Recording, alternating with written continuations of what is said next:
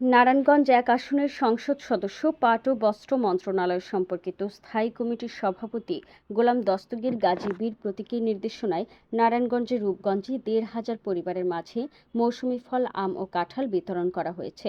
মঙ্গলবার বিকেলে রূপগঞ্জ সদর ইউনিয়নের ২ ও ৩ নং ওয়ার্ডের দক্ষিণ বাঘবেড়, টিনর, কিয়ারিয়া এলাকায় এ মৌসুমি ফল, আম ও কাঁঠাল বিতরণ করেন নারায়ণগঞ্জ জেলা পরিষদের সদস্য মোহাম্মদ আনসার আলী।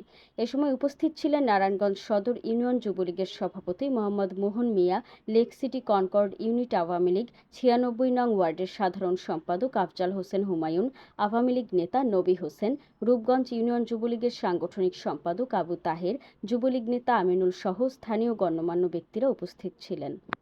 শারমিন আক্তার, পূর্বাচল টিভি, ঢাকা।